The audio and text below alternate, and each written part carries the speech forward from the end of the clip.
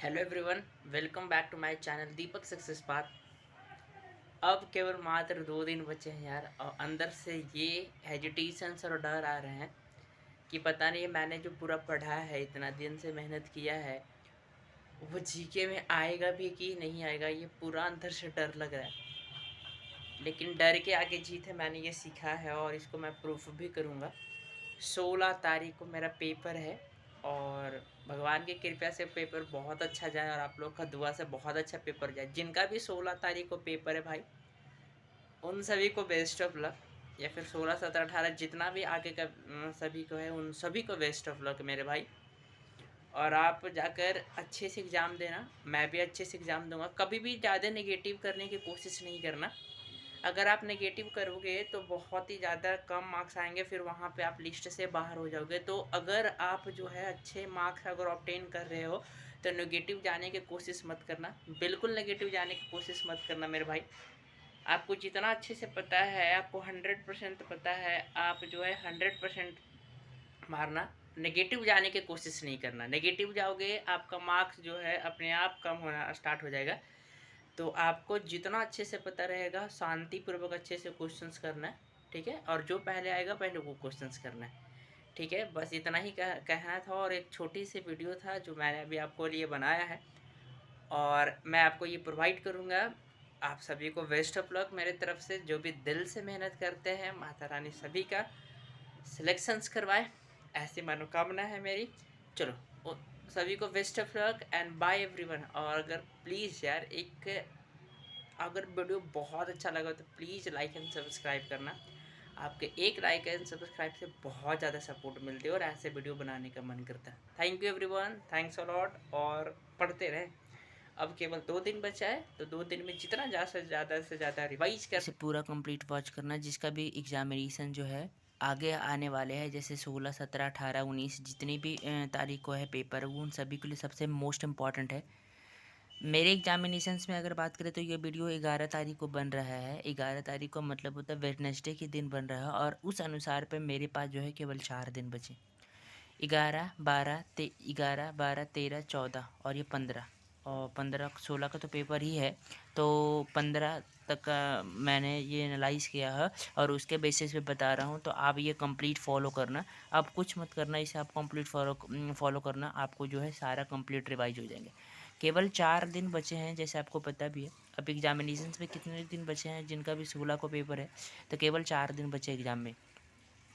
कल के शिफ्टों से पता चला, ये जो मैंने कल ये जो लिखा है, ये कल के शिफ्टों से पता चला। कल भैया एक एग्जामिनेशन से देकर हैं, बहुत सारे लोग आते हैं ना, तो वो बताते हैं, तो कल के शिफ्टों से पता चला है। सबसे पहले इंग्लिश और जीके जीएस की बात करें तो इंग्लिश में जो है अभी जैसे जैसे बता रहा हूँ, बस उतना टारगेट आप कंप्लीट करते जाओ और टिक लगाते जाओ, एनफ है। सबसे पहले आपको कहीं पैसेज 5 गो रिवाइज करना है। पैसेज 5 गो इस कारण से रिवाइज करना है, क्या यही सेम आ जाएगा पैसेज एग्जाम में? नहीं।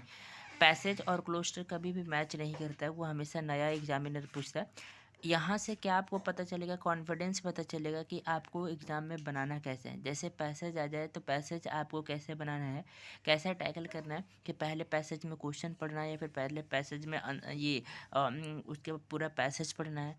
पूरे पैसेज के टोन थीम ये सारी चीज़ कैसे होता है वो आपको समझना है। तो ये आपको, तो सबसे पहला काम है आपको जो है पैसेज पढ़ना, ठीक। और पैसेज मैंने जो टारगेट रखा है केवल 5 है। आप कहीं से भी 5 पैसेज कर सकते हो, लेकिन गिन कर 5 पैसेज करना और उसको अच्छे से एनालाइज करना। तो पहला पैसेज हो गया। जब पैसेज आपसे 5 बन जाए तो क्लोज टेस्ट भी मैंने 5 रखा है।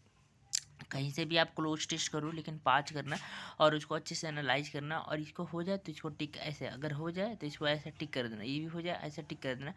उसके बाद PQRS भी मैंने 5 रखा है। PQRS भी मैंने 5 रखा है। ये 5 10 15, ये जो है ना 15 आप जब करोगे और इसी में से मेरे हिसाब से पैसेज ही आ जाएगा। तो अगर आप ये 5 10 15 15 करोगे तो 15 में से जो है आपको कॉन्फिडेंस मिलेगा कि हाँ कैसे एग्ज़ाम में लास्ट टाइम में सबसे इम्पोर्टेंट होगा कॉन्फिडेंस। हमेशा याद रखना कि पैसेज क्लोज टेस्ट और PQRS कभी भी मैच नहीं होता है। जैसे आपको पता भी है कि कभी भी क्लोज टेस्ट और PQRS मैच ही नहीं करता। क्लोज टेस्ट PQRS का कोई अथी नहीं होता, वो हमेशा नया ही एग्जामिनर पूछता है, तो वो मैच नहीं करता। ये सारी चीज़ें।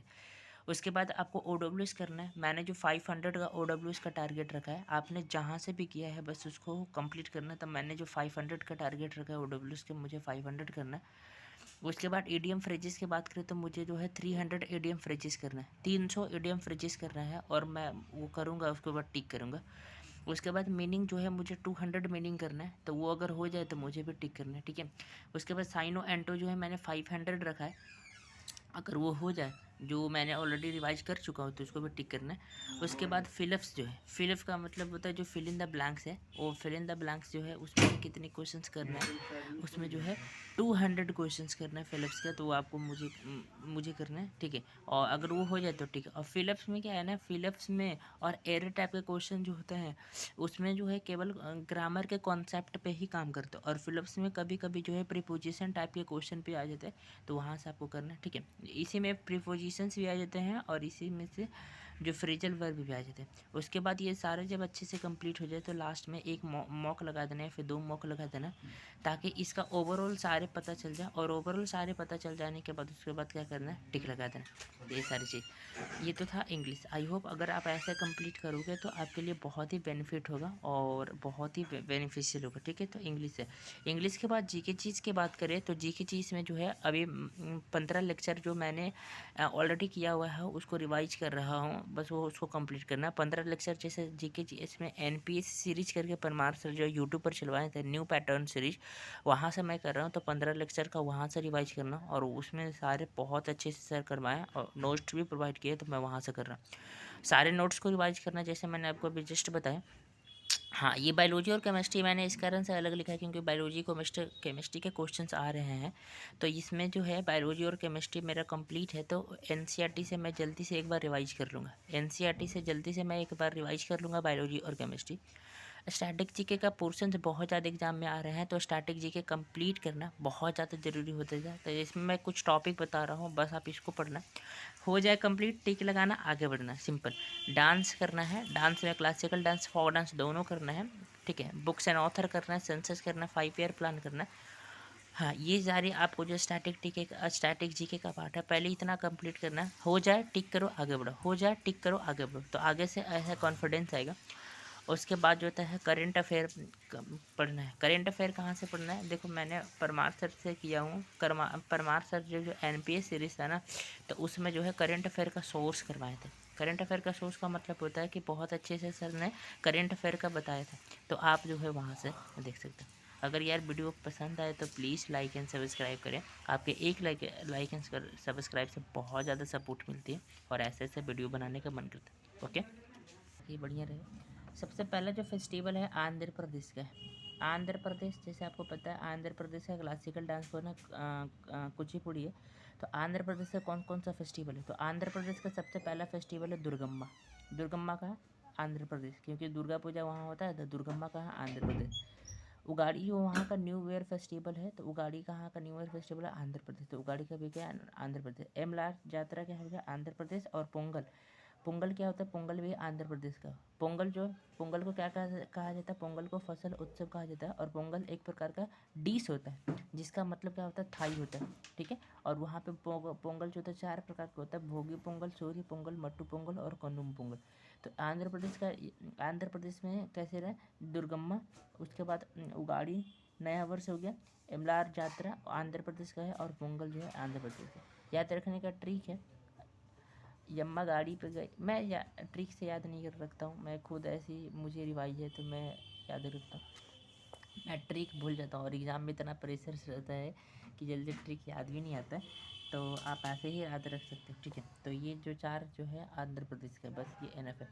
उसके बाद जो है असम की याद रखना है, तो असम में कौन कौन सा डांस है, इसमें आप ट्रिक याद रख सकते हो कि असम की बहू ने बाइकों को पटक पटक कर रंगीन कर दिया क्योंकि उसके अल्लू के अब्बू के साथ मजूली फेस्टिवल देखना चाहिए। देखो यहाँ पर कैसे, सबसे पहले देखो यहाँ पर है अशुभ बहू, बहू का मतलब कौन सा होगा, बिहू फेस्टिवल, तो बिहू कहाँ का है? असम। बाइखो का क्या होगा? बाइखो फेस्टिवल, वो भी कहाँ है? असम का। ठीक है। उसके पटक का मतलब क्या होता है? देहिंग पटकाई। देहिंग पटकाई कहाँ का है? असम का। उसके बाद रंगीन का क्या होगा? रोंगकर, जो करबी जनजाति करते हैं, कौन सा हो गया? असम का। उसके बाद है रंगीन हो गया अली। उसके बाद अली ड्यांग, जो ये भी कहाँ का है? असम का। उसके बाद अम्बुबाची मेला जो है सबसे फेमस है, कामाख्या मंदिर तर लगता है, तो वो भी कहाँ है? असम का। मजूली फेस्टिवल क्या? मजूली फेस्टिवल कहाँ का है? असम का है। उसके बाद जो है बैसाखू, बैसाखू क्या होता है? बैसाखू भी जो है असम का है। ठीक है। ये तो ये इतना सारा असम का फेस्टिवल है। बिहू याद रखिएगा, बिहू 3 प्रकार का बिहू होता है। पहले बोहाग बिहू, माघ बिहू, काटे बिहू। काटे का मतलब होता है कार्तिक, तो ये कार्तिक के महीने में मनाया जाता है। और क से कार्तिक और क से कोंगाली, तो कोंगाली बिहू। माघ बिहू जो होता है जनवरी में महीने में मनाया जाता है, और इसे भोग लगाते हैं जनवरी के महीने में। ऐसे रखना कि शुरुआत जनवरी से होता है, तब भगवान का भोग लगाते हैं, तो भोगाली। फिर बोहाग बिहू क्या होता है? मार्च अप्रैल में होता है, और इसे रोंगाली बिहू। ऐसे याद रखना कि मार्च के समय में जो है रंग से हम लोग खेलते हैं, तो ये कौन सा बिहू हो गया? रोंगाली बिहू। तो ये सारी चीज़ें आपको पता है कि असम का डांस होता है। उसके बाद जो है अरुणाचल प्रदेश का जो डांस होता है, अरुणाचल प्रदेश का जो फेस्टिवल होता है, सबसे सांकेन हो गया अरुणाचल प्रदेश में। ठीक है। सांकेन क्या? अरुणाचल प्रदेश में। सोलुंग क्या? अरुणाचल प्रदेश में। ड्री क्या? अरुणाचल प्रदेश में। लोसर क्या? अरुणाचल प्रदेश में। मॉपिन क्या? अरुणाचल प्रदेश में। पांगसाउ क्या? अरुणाचल प्रदेश में। चलोलू क्या? अरुणाचल प्रदेश में। ठीक है। तो ये सारे अरुणाचल प्रदेश में। अगर अरुणाचल प्रदेश में ट्रिक याद करने की कोशिश करें, तो अरिना क्या तेरे संग सोलो इस ट्री के नीचे। चलो सर मेरी पिन पकड़ो वापस। ये ट्रिक है, आप ट्रिक से भी याद कर सकते हो, लेकिन आप जो है खुद से कोशिश कर सकते हो, जैसे डायरेक्टली तरीके से याद, क्योंकि वहाँ पर इतना ज़्यादा प्रेशर रहता है कि आप जो है याद नहीं कर सकते हो ट्रिक से। ठीक है। तो ये सारे बिहार में तो बहुत आसान है, समझ सकते हो। बिहार हो गया, छठ पूजा बिहार हो गया, बिहुला बिहार हो गया, सोनपुर पशु मेला बिहार हो गया, राजगीर बिहार हो गया, सलहेस क्या हो गया? बिहार हो गया। उसके बाद छत्तीसगढ़ में बहुत आता है। हरेली क्या हो गया? छत्तीसगढ़ सबसे फेमस है। बढ़ई क्या हो गया? छत्तीसगढ़। हरेली क्या हो गया? छत्तीसगढ़। पोला क्या हो गया? छत्तीसगढ़। गुंजा क्या हो गया? छत्तीसगढ़। बस्तर दशहरा क्या हो गया? छत्तीसगढ़। और कर्मा क्या हो गया? छत्तीसगढ़। तो आई होप ये मैंने 5 स्टेट का करवाया है, और 5 स्टेट में आप खुद से भी रिवाइज कर सकते हो। ये मैंने 5 स्टेट का जो मुझे अच्छा सा लगा और जो इम्पोर्टेंट भी लगा, वो मैंने वो करवा दिया। बाकी यार प्लीज़ अगर वीडियो पसंद आए तो प्लीज़ लाइक एंड सब्सक्राइब करना। आपके एक लाइक एंड सब्सक्राइब से बहुत ज़्यादा सपोर्ट मिलते है, और ऐसे वीडियो को बनाने का मन करता है। Thank you everyone, thanks a lot, bye everyone, और कीप डूइंग। जिनका भी एग्जामिनेशन है अच्छे से रिवाइज करो।